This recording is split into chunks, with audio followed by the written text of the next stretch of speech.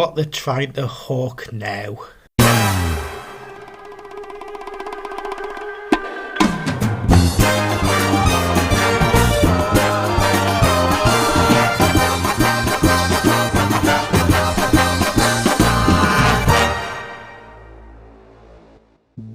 Announcing a brand new podcast from the makers of Planet Marzipan, Planet Music. In a streaming world, we're proud to be a podcast that celebrates the art of the album. Available now from most of your usual podcast providers. Check out our new Facebook group, which is Planet Marzipan Presents Planet Music.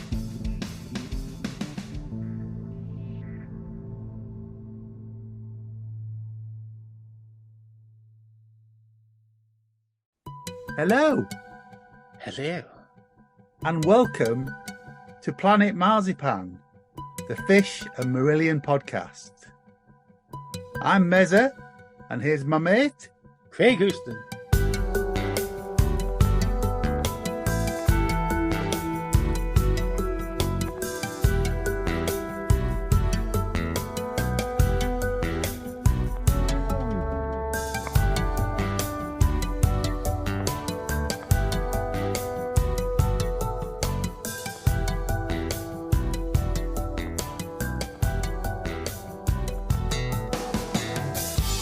Hello, welcome to Planet Marzipan. I'm Mezza. I'm here with my good friend, the cat lady. Meow.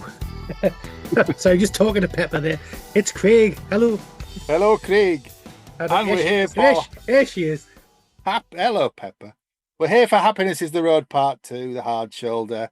And so we welcome back our friends from the first episode, Nathan Page. Hello. Hello, James Levey. Hello. Hello, Felicity Pryke. Hi. Hello, and Andrew Barnsley Wood. Hello. Hello there. Hello. So we've discussed the rather epic Essence. So on to disc 2, which is The Hard Shoulder. And I've got this in the vinyl order, so I'm gonna have to pick up my CD because You can't remember which order it's in because it's different. It's different. Doesn't the vinyl start with Planet Marzipan? It starts with the best thing in the world, doesn't it? Which, you know, obviously we named this podcast after. But the CD Starts with the best thing in the world. starts with a different song, which I've never called that, but we'll get onto that in a minute. Thunderfly, and I'm going to come to Felicity first because I know she loves this. It's one of my favourite Marillion songs of all time. And it's also The Little Saint Nick is one of my favourite Christmas songs of all time. Okay. It's just so much joy in this song. I just love it. I mean, I've written notes, but I just love it. You got Go for your notes. Go on. What can I Take go? your notes, then. Oh, I like so you got those little quiet bits which really feel like you're out in the sunshine, just like chilling. And then this kind of buzzy thunderfly comes in and it does give me that sense of this something invading H's life to disrupt him and to kind of not in a nasty annoying way, but it's just like, I'm here, pay attention to me, sort of thing. So I love that. I love this spaciousness of the great outdoors section, and then we've got this huge crescendo up to a feeler in the sweat in the back of my neck, and it just goes boom, and it's just breaks down. That's one of the things that Marillion are always brilliant at, isn't it? That big build, and then it just kind of flows out. There's like a volcano exploding and lava pouring out. Yeah, I love it. Okay. I'll stop now. Barnes? I agree. Wholeheartedly agree. It's a great song. So, Okay. surprise there. Nate? It's okay. I'm not quite sure the two bits work together, the kind of quiet versus the quite loud. It doesn't really tick my boxes, but that's okay. Craig? For me, it used to be a skippable track. It's one I could never be bothered with it, but on reflection and listening to the album through a lot more this past couple of weeks since I knew we were going to be doing it. I've got a newfound appreciation for it. I like it more than I used to, and I do like the two different like parts to it. So it's not something I would go to on a regular basis to play, but I've enjoyed it more on rediscovery. Nate? Do you think it struggled for not having been played live very much? Because I know it was on the first few dates of the Happiness Tour and then got dropped, and I don't think it's been done since. So do you think it's one of those songs that has suffered? Yeah, I think they never nailed it, if you know what I mean. I think it's a very quirky song for them. Yeah. James? I like it. I think, you know, it's H almost being slightly Elvis-like in his vocal delivery at parts. It's quite And I like- Orbison as well. Yeah. And I do like the I agree with Flick when he says the sunshine bit. You that sort of expanse of just music is like but I really like the Marbles version because they had a couple of versions of it, which was always really quite psychedelic, laid back, Dawsey. I mean, because the original working title was Dawsey Cornfly, and then Cornfly. Why is it not called Cornfly? Don't know. Again, it was one that was changed quite late on in the. I think they had it as Cornfly during the mixing and everything. I don't know. But again, this is. They do say Thunderfly. They do It does mention eventually, but Thunderfly, yeah. not at the beginning. But yeah, no, it's. I think you're right when they said about playing live. It's one of the few Marillion songs I haven't heard live that they've played, and I'd like to hear it live just to see how they, you know, it's sort of, it could be a quite a rocky one at the end and really sort of up tempo driving song once it gets going. So yeah, it's good. Justice for Happiness. Well, go on, Barnes. I was going to say, this is sort of my thought. It's very important for this song. It nails it home with this song. But what I was going to say is, I think the whole of Hard Shoulder, they've got the sequencing wrong. They've got the songs all mixed up in the wrong order. Well, I was about to say that because I haven't seen what I think of Thunderfly yet. Yeah, and I think if it was a song which is like not a penultimate song or just, you know, two away from Real Tears for Sale or in that area of the album, it would have fitted in a lot better. Well, it does. As I say, I'm going to interrupt you. I'm going to say what I was going to say because I never really got on with this song. It's really not an opening track on a CD for me. Yeah. On the vinyl, it sits at the start of side 2. So side 1 is Man from Planet Marzipan and Asylum Satellite 1. And then side 2 is Thunderfly, Whatever Is Wrong With You and Especially True. And it sits far better there. That makes sense because there is that fading intro, so it doesn't need to be at the beginning of a side. It wouldn't make sense in the. But it's not for me in the right place on the CD. It's really not the opening of the Hard Shoulder for me. It's an okay song. I think to say it's a Roy Orbison pastiche doesn't float my boat. I'm not denying it, but I'm not a big fan of the Big O either. So I agree a lot with Barnes. I think this album was this disc itself in the CD version was thrown out. I don't think they gave this the Hard Shoulder as much attention as it deserves, and I don't think it was thought through the running order properly of how the album flows. I wonder again. It feels like an afterthought, a lot of it.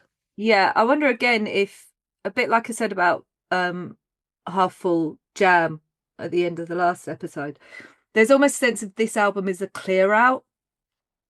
It's like they've got lots of stuff that's been hanging around for a long time and they wanted to clear it out and say, right, we're not coming back to any of these songs because we're doing them, we're getting them out and we're starting afresh with the next album.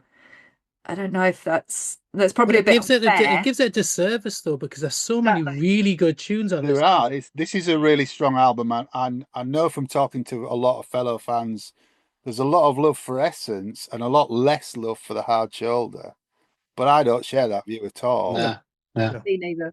And there's I think it's a sequencing. It's sort of it's a little bit of a mess, the sequencing, in my opinion.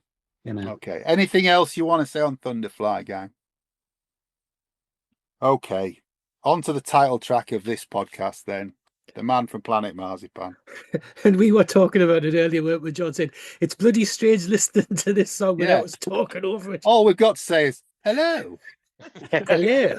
I was going to ask James, am I right in saying that they wrote this song after a very famous podcast? Is that right or no? Yeah, it's very buried deep in the mix, but you can hear hello. That is good now from me. This really should have been the opening track of the album, and well, it is on the vinyl. It is on the vinyl, but if you listen to Distant Lights, the Port Zealand live, it opens the gig as an extended version of it, and it's absolutely fantastic. Yeah, you know this song should be iconic. Yes, Marillion canon. This should be up there with Neverland and and Afraid of Sunlight for me. Yeah, it's just incredible. It's the most prog thing on the album for me, and Pete again is just absolutely off the charts on this. I think this for me, I mean, I don't mind certainly the beginning sequencing of this album. These 3 songs are one of my favorite runs of 3 songs of Marillion across the board, but this is the song that I think it represents a lot of ways the whole album, in the way that it feels like the band's really united and it really coherent. There's no one is necessarily taking center stage, not even the vocal's actually quite low in the mix, so it really does feel very kind of a united band in this song in particular, but I think the whole album as well. It was a good ringtone. I used to have the opening as my ringtone as well back in the day. It's a lovely sounding opening with that keyboard sequence. Yeah. And this one, the slowing down works better on this than it does on Essence. And I looked up, see, this is the content you get when I come on. I was looking up the Italian, the kind of musical phrase for it, and it's allargando. Allargando is a slowing down and broadening, becoming more stately and majestic, possibly louder. So that end bit where H is talking over it, that's where it starts to slow down and it does broaden out. I thought allargando was a pizza, but thank you for that. Yeah, no, that's there. One of them normally. I thought it was a car from the 1970s. I try ordering one in bad princess. Yeah, the Vauxhall allargando. No, thank you for in beige. That's brilliant. Anybody, anything else? Nathan, Marzipan? I was about to say, lyrically, I mean, obviously, it's not sung, but it is a callback to The Wound from Somewhere Else. So I've always taken it to be H's attempt at a character. Yeah. And the lyrics quite ambiguous, but I always took it as an alternative take on kind of the environment and what we're doing to the planet, but told through a quite a strange lens. It's also a link with their latest album. Yes. Because you've got the Monkees, and that's linked with Be Hard on Yourself. Yeah. It's also linked with the first song because the Monkees gone skulking away. And Be Hard on Yourself, the lyrics was around at that time. H was forming them. So you can see the connection, as you say, Nathan, is that sort of ecologically awakening. Because it wasn't also with Somewhere Else, you had the Voice from the Past, which is all very much about the Make Poverty history and everything like that. So it's very much linked. I think it's a great song. I really do, really like it. The second part came first, and then Mark came up with the keyboard part that linked the songs together with the intro and stuff. So no, really good. Again, but just would love to see this live, and it feels there's quite a few songs on this album that feel almost more relevant now than they did when the album came out. I mean, I know for the conventions this year they're trotting out the New Kings again because it's relevant, but how about we have this? I mean, what's more relevant than talking about space, this and Asylum Satellite #1, when we've got billionaires who are doing joyrides up into space at the moment? It feels I could be really. I'm just going to say, I'm fully aware that Felicity's not a fan of New Kings, because when we were at Pisa, she turned around and said, I'm not a fan of New Kings, while I was trying to listen to it, if I'm not mistaken. Sorry. Not the exact words you used as well, Felicity. No. Don't get me started on New Kings again. Asylum Satellite 1. Brilliant. I've got. Shall I go? Yeah, you go. Am I right in saying that during the Happiness of the Road tour, the guitar solo, Steve Rivers tried to do something different every gig? It was almost a jam on every gig. Am I right in saying that? He did play around with it, yeah. It almost became a thing where you're going, right, you've got it's almost like a guitar solo time, but you can freeform, you don't have to stick to it. And I think each one had certainly quite a different feel to it, if I'm not mistaken. Is that right? One for the quiz team. No, I think everyone's glazing over there. That outro is just extraordinary, isn't it? And Ian's drums on that outro are incredible. And I think Pete holds the rhythm with the bass line throughout it, and then they all just right at the last few bars of it, they're all noodling. But it's amazing. And that big note at the beginning, there's kind of like, again, that big whoa, yeah. Yeah. I mean, again, I want to hear that live. And I think it's politically, not that John's going to let us go political at all this. It's so relevant now, this song. Really, especially so. It's quite interesting to hear the line, I can remember back in 22 when we are past 22 now. Yeah. Was this the point where people started complaining about the Leslie effects on the guitar? Well, that's my problem with this track. That's my massive problem with this track. Is rather sound. It's definitely a departure, guitar sound, away from pretty much everything that kind of comes before. Yeah. And there is a lot of effects that he's never gone into since, I don't think. No, it doesn't sound like Rothers. That's the issue for me. Is this when he started using the American guitars? The Jack Dent, I might have got the name. I think that's the next. Was that later? Okay, yeah, certainly live. I just wondered if that was the reason for him changing. I don't know. I mean, they just got the Italian guitars at this point, I think, or they were just about to get the Italian guitars. I don't know. It's quite long, isn't it? Never really does it for me. Asylum Satellite. It's moody, it's atmospheric. It does pick up at the end. I don't know. I struggle with this, especially in light of some of the stuff that's coming up on here, which I love far, far more than Asylum Satellite 1. It's a lyric that's been knocking around for the 90% of the universe went missing, dates back to Radiation. Does it? That's when he first had it. And it was tried. And the reason why, and I think we've mentioned it with George on a previous pod, that the what do you mean? When My Heart Was a Ball, a Roll Up Hill was called Hardball Universe because it had the 90% lyrics on it. Yeah, I remember that. And so it was tried a few times over the albums after Radiation. But yeah, I mean, you can hear it. It's funny enough on the jam when Mark hits that big keyboard noise, you can hear H go, "Whoa!"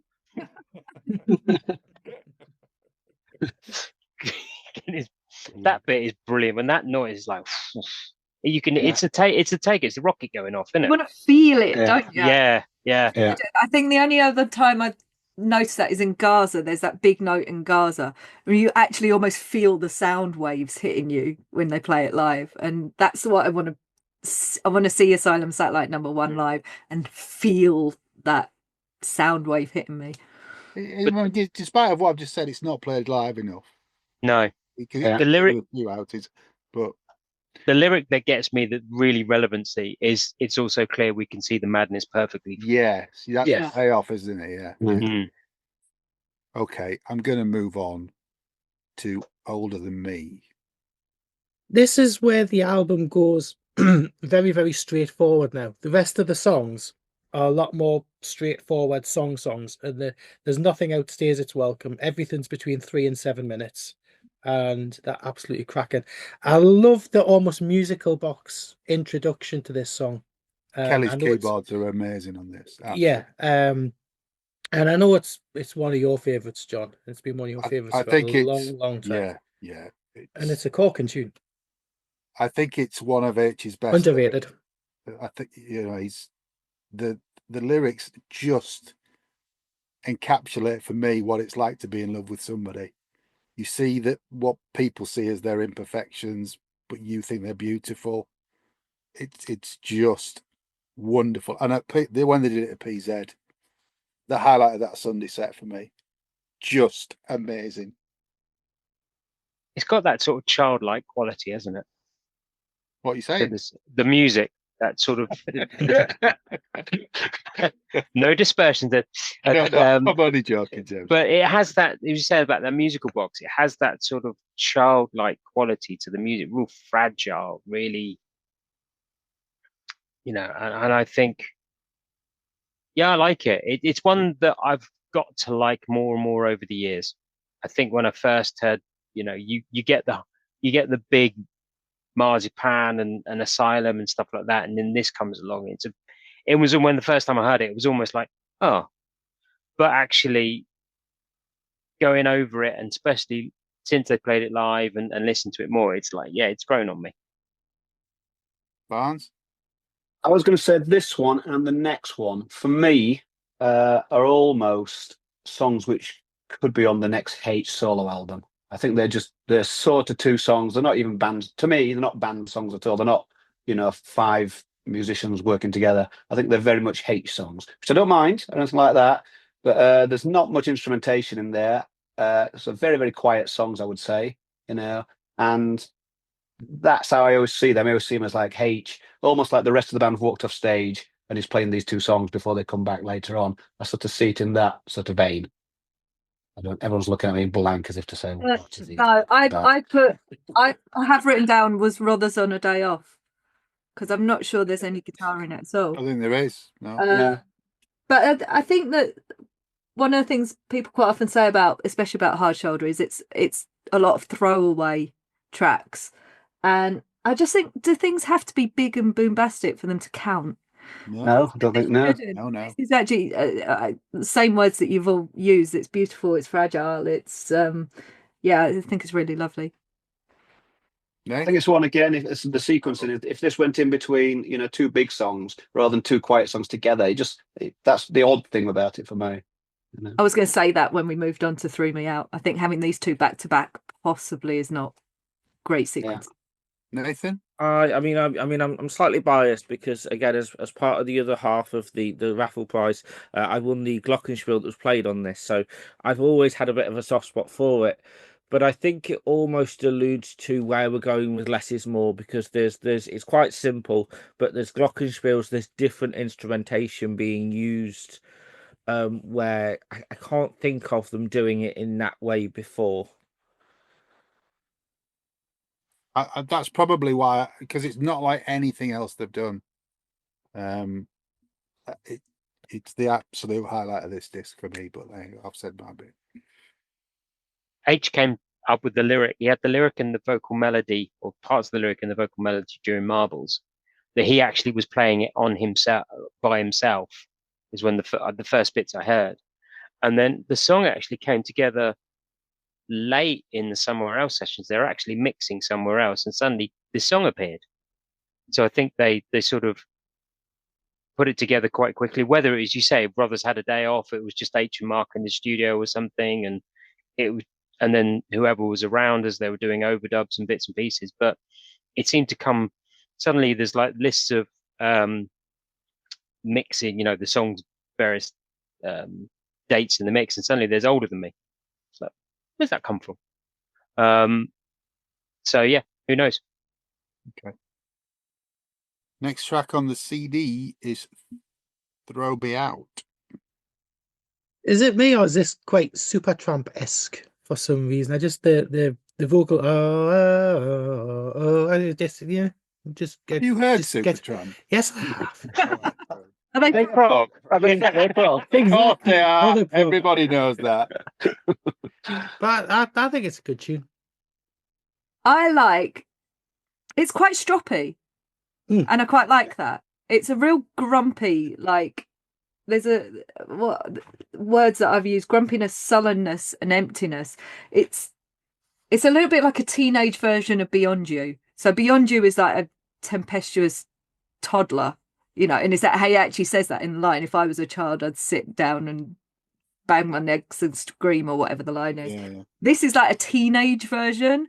It's like, oh, she doesn't want me. Ugh.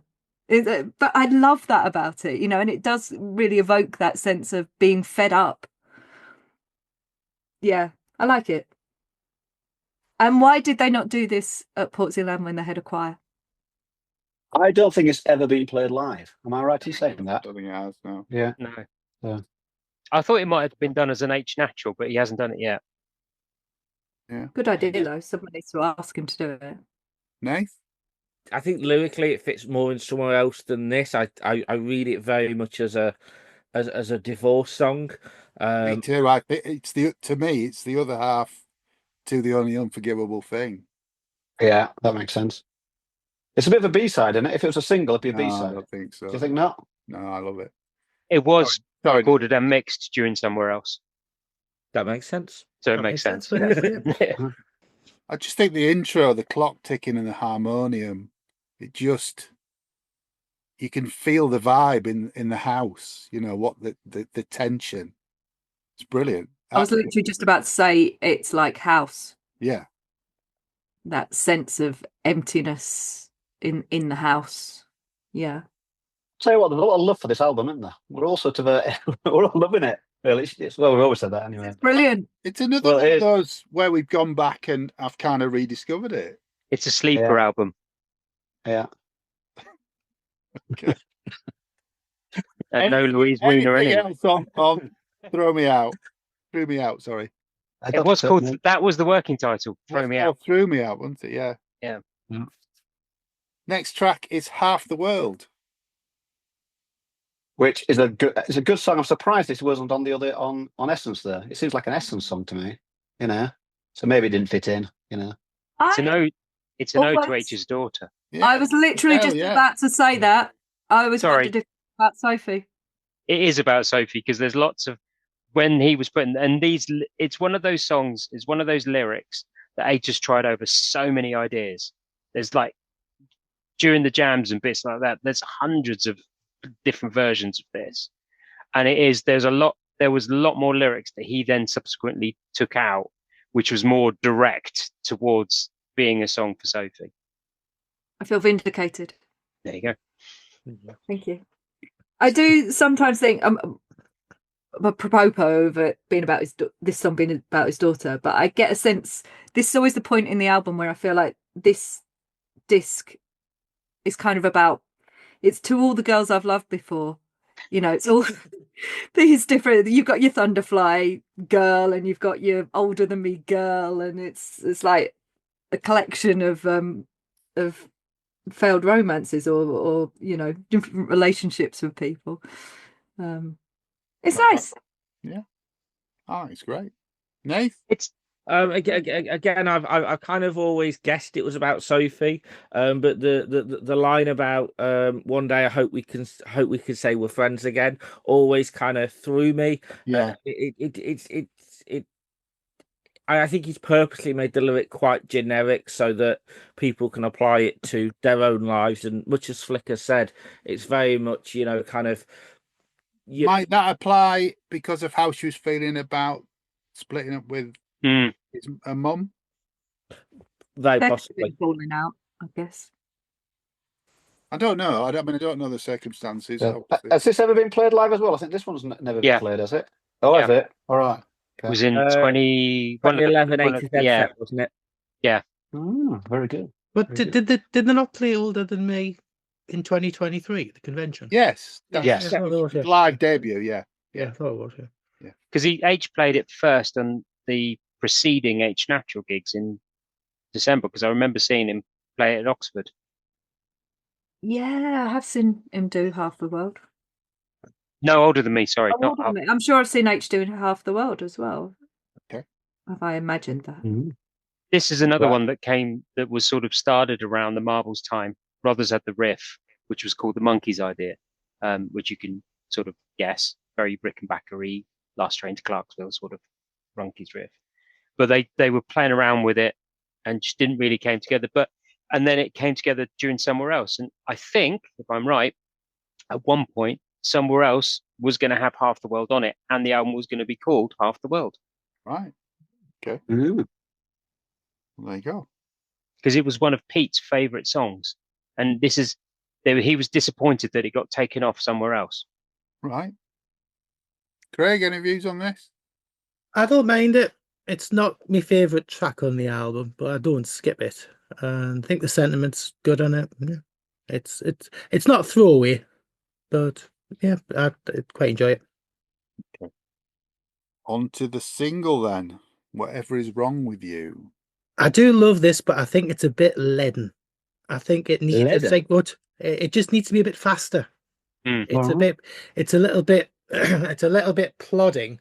I think lyrically it's great. You know, it's one of H's like weird kind of lyrics, and I think commercially it sounds great, but it just needed a little bit more energy to it. Is this the heaviest Marillion song? It's I the can't heaviest think song of on the any- album. Especially when you get towards the end, it's really quite heavy.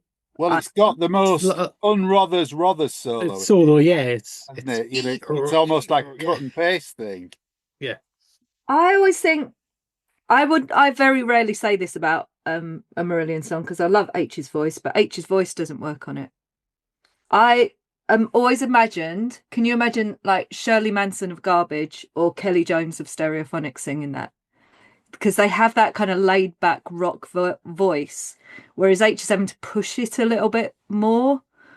But do you think it's because feels the pace thematic. of it needs a bit more energy to it? I think it's supposed to be slightly laid back though. But I I'm don't going to voice doesn't quite work for it.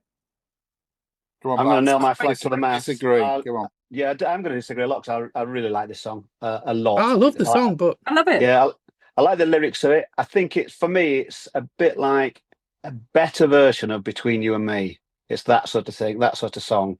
And it's like a sort of, certainly when they were touring it, it sort of picked up the set a little bit because it's quite a, we all know it's a slow album and it was quite slow. Sort of when they did the tour, it seemed quite slow, but this is where they sort of picked it up a little bit.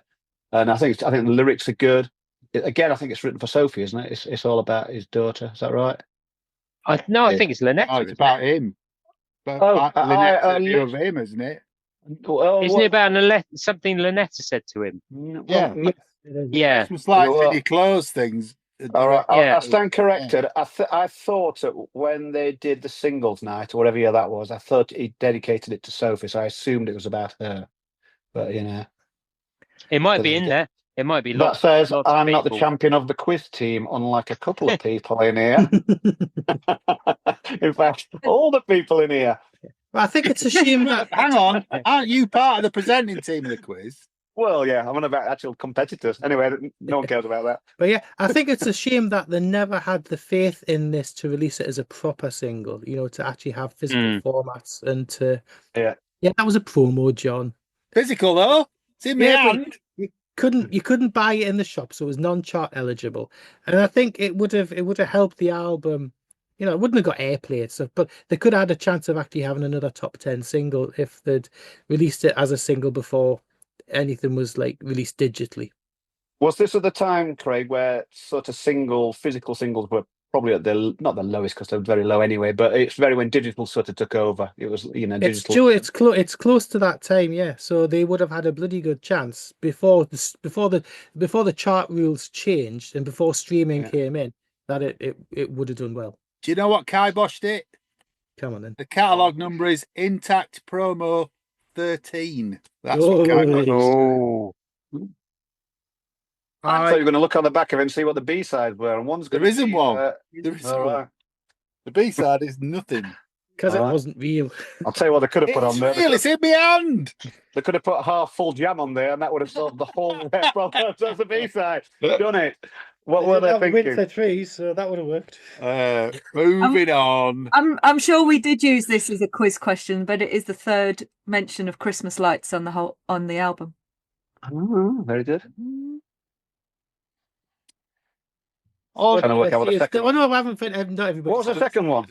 has Nate, have wait. you given us your view on whatever's wrong with you? No, I was going to say I think it works far better as a live piece when they did it on the tour. So if you take something like "Happiness Is Cologne," where H is playing with the timing and the lyrics, and they've picked up the pace a little bit, I think it works far better in that setting. Okay. James, you got anything on this? No, I think I agree with Nathan. I like the song, but it's better in the live setting. Okay. All right. Last but one track, especially true. Oh, Barnes is going to go back to that again. No, I'm not. I'm not going back. Change your mind No, I just want to get in quickly with this song. on especially true. Especially true, because I think it's especially true and conclusive proof that Marillion are a Yorkshire band. I think this song's all about The distance from New York to 5 York. members are from Yorkshire, and Yeah. the word Yorkshire is used in the song, and it's a great song as well. And then Mark Kelly from Yorkshire. he sort of went through Yorkshire on a bus once, so that counts. Way at Dublin. that counts. There He you went go. down pit, did he? But also talking about the song, it's clearly a song about America, and it's again even more, or possibly at its most topical now, more than ever, in a weird way. Yeah. And am I right in saying it sort of coincided with the Bush sort of Gulf War II coming to an end, sort of shock and awe sort of era? Was it? That's what the song's about, isn't it? If I'm not mistaken. Or no? Have I got it wrong? It was written in 2006. Yeah, I assume the whole song's it's like a love letter to America, and then actually it's a bit fucked up in America. I think that's what it's saying, isn't it? You know, it's in not so many words. You know, John's going. Wait a minute, I didn't clock that. I'm just reading the lyrics. I'm not disagreeing with anything you've said. I'm just reading the lyrics. Yeah, I mean, for me, it's the weakest song on the album, but again, well, that's Lancashire for you. That's Lancashire for you. I would have rather heard this than the New Kings. You know, Yes. Again, if you're going to bring out a song for conventions this year based on what's relevant right now, then this is would have been a great I one. think it's a bit of a diss to our lovely American friends, isn't it? You know, it's quite harsh if you, you know, I would say potentially. John's still reading, listeners as well. He's now just clocking the words. He's going to give us. He's going to tell us something profound about Yorkshire. I have nothing profound to say, but I think this is a far better song than Thunderfly, for example. Oh, by far, yeah. I think it's a great tune. I think it keeps up the standard right to the end of the album now. Yeah, I think so. Also, again, I think it's only ever been played at conventions. This or the convention that they covered it. I think it's probably had 3 outings, and that's its lot of it, which is very sad. You know, what a great song. I like it. It's like the similars we've said on a few of these songs. It has that big upbeat play out. Yeah, they've sort of repeated that pattern a few times in some of the songs. But I think it's brothers to the fore on this one. Yeah. I think lyrically it almost fits in the theme of places that H has been before. So if you look at something like Better Dreams, which is examining LA, this is America as a whole. So I almost see it as a lyrical follow up to Better Dreams, if not musical. And it mentions Yorkshire as well. Have I brought that up? Craig, what do you think of it? Especially true. I think it's grand. No, I've always liked this track, and it's a shame that this is the last time. If you look at the running order of this, with Older Than Me, Throw Me Out, Half the World, Whatever's Wrong With You, and Especially True, it's the last run that Marillion have done up to date now with songs that are just general songs, are like between 3 and 5 minutes long. They're quite straightforward. They're to the point, and they're not, cut and paste, or they've got and I think it's really, really good, and I think this is a good tune, and it's one of my favourites on the album.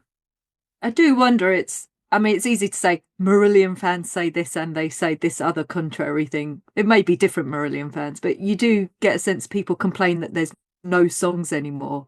But then they did a disc of songs. No one likes it. Well, I mean, the stuff that's more like what they do now, is that not what's on Essence? Yeah, but even That allowed the space for this second disc of more concise songs.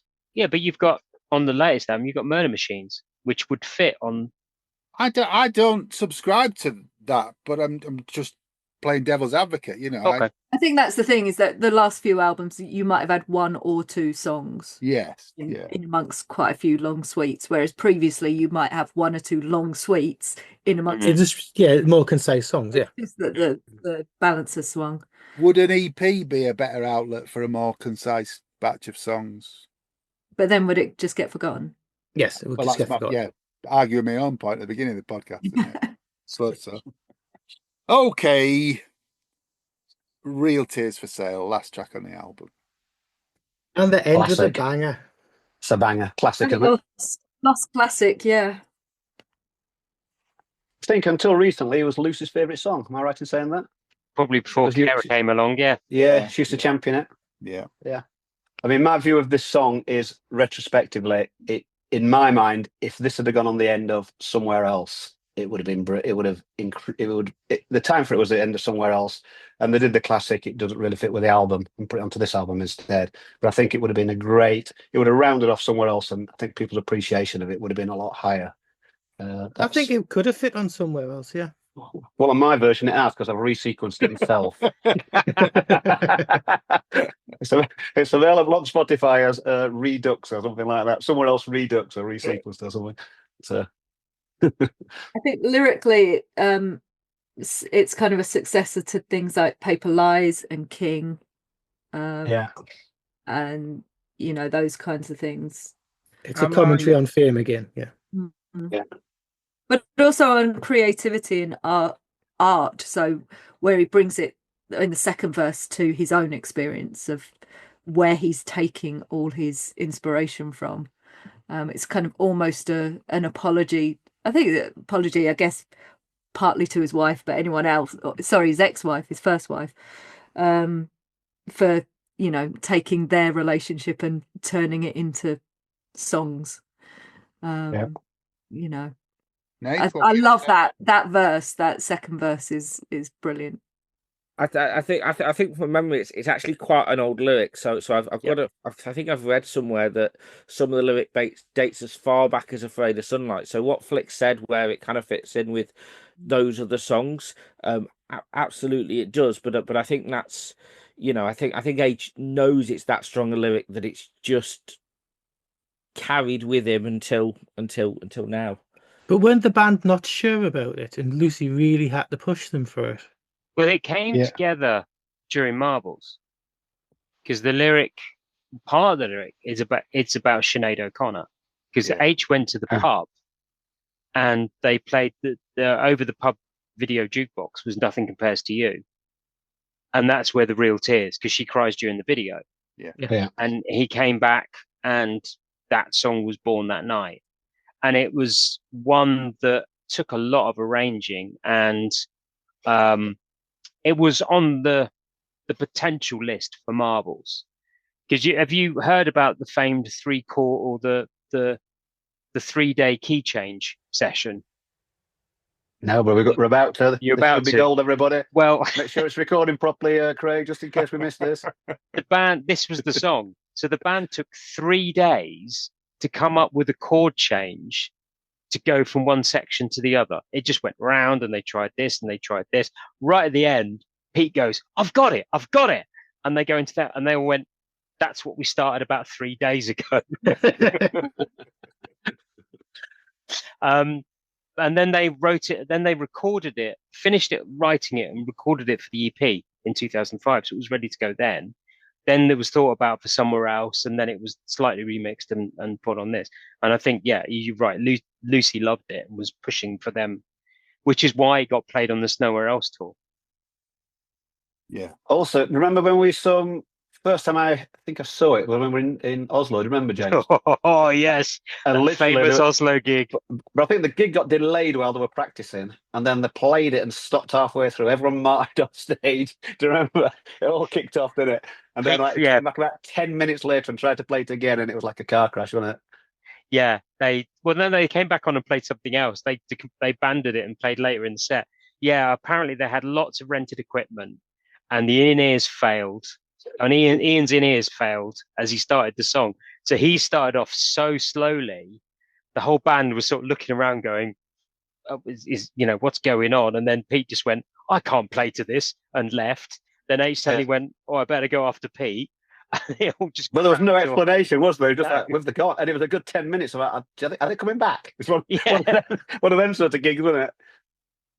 I can imagine that end section is impossible without in-ears as well. That I don't know, someone perhaps more musically minded would say whether it's alternate bars of 7/8 and 8/8 or bars of 15/8. I'm not sure, but it's quite not. I like that. I like that disjointedness. It gives you that sense of being disjointed, having that slightly fucked up head. Is there a radiation version of this somewhere? It's because I think No, it came together for Marbles. I thought somewhere I've got an MP3 of it. It says radiation version. It sounds different, but I don't. This was like the days of sort of nicking stuff off the internet, but I don't know where it was from. Probably was just a different title for it or something. I don't know. No, I've not heard any lyrical or any ideas around the radiation session. First thing they first put it together was Marbles. All right, Nath? No, nothing really to add other than I know a lot of people thought it was about Britney Spears at the time because she'd not long shaved her head, and it was very topical, although I don't think it was meant to be. I think it was also the time when, or it may have been just after she did the kiss with Madonna as well, where there were tongues involved, even horses with tongues. I think that's where people related it to Britney Spears as well. Craig, anything on Real Tears? It's by far one of my favourite tracks on the album, and I love hearing it live because I think it's a really, really good song. Musically, lyrically, everything. It ticks all the boxes for me. It's got Sam Morris on French horn on Real Tears. Oh no, who knew? There you go. Did they play it before the album came out? Was it like tagged on the end? Yeah. Another? Yeah, Is that It was in the Nowhere Else tour. yeah. All right. The bit where the that whole section was called Run Rig because it reminded them of the band. Yeah, can see that. I think it's a great way to end the album. I mean, I'm glad. I can see what Barnes is saying about putting it on somewhere else, but I think it's a good ending to this disc, to be honest with you. Yeah. It's The guitar solo at the end is incredible. Yeah, it's brilliant, isn't it? It's brilliant. Overall, I think it's just genius. I don't think we have to go through genius and bollocks enough. do we- Genius all the way through, don't we? go with Genius. Is that it? Yeah. Yeah, Short change there, aren't they? Yeah. For both albums, it's got to be Genius for both albums. What do you think, Peps? I do. I know people Sorry, got, and we've commented. It's been commented quite a lot here that you've got that they are very separate discs, and even the band treat them as very separate discs. But I mean, thinking about that lyric to Real Tears, that does tie back into the theme of Essence and that kind of this is my shit life, or this is the troubles I've been through in my life. And a lot of the Hard Shoulder is these are difficult things in my life or in the world or stuff. And then Essence is this is how I consolidate all these difficult things in the world. And I've done this for years, and I'm going to lay the challenge down to everyone on this call before we and anyone listening. And some people have done it and they've said, yeah, that works. Switch the discs over. Play the Hard Shoulder first and then play Essence. And then it actually works as a whole double album. Ooh. Well, there you Give go. that a try tomorrow. Give that a try There you go. tomorrow. Give it a try and then tell me I'm wrong. But for me, I think it works better that way. It makes more sense to talk about all the difficult things in your life and then how you've resolved them or how you've dealt with them afterwards. Well, let's try that, folks. And as Felicity says, let us know in the Facebook group what you think of that, whether that's a great way to listen to the album or not. Is that genius or bollocks? Well, yes, yeah. We complete genius or complete bollocks. well, we've talked about this double album for nearly 2 hours now, so I think that's a Wow. good point to end episode 2. But before I want to say that we did ask a lot of we asked you online what you thought of this album, and we probably got the biggest response we've had yet. So a lot of people have a lot of strong feelings about this album. So we'll include your comments in episode 3. As We long- also talk about Artwork, the tour, the artwork, your favourite slot? my favourite slot, of course. You'll be glad to know there's no surround mix, so we won't be talking about Barnes is not listening to that Yet. yet. And anything else besides, we'll get Barnes back on. He'll come out with some more absolute gems, I've no doubt. But thank you very much for listening to all of us chat about these albums. I think, in all seriousness, we all love these albums, don't we? Yeah. Yeah. And with an odd exception, as you'll hear in episode 3, most of you do too. But all that remains to say is thank you to Andrew Barnsley Wood. Thank you very much. Thank you, Felicity Pryke. Gracias. Thank you, James Levey. Cheers. And thank you, Nathan Page. Thank you. And thank you to my long-suffering other half, Craig Houston. Why, thank you, young sir. Pleasure as always. Good night from me. And it's good night from him. Take care. Oh, go on then. Stay alive. Live. Yay! Yes, stay alive. Thanks for listening to Planet Marzipan Podcast. Please like and subscribe from whichever platform you get your podcasts from. You can contact us at planetmarzipanpodcast@gmail.com and check out marillion.com, fishmusic.scot for all the good stuff.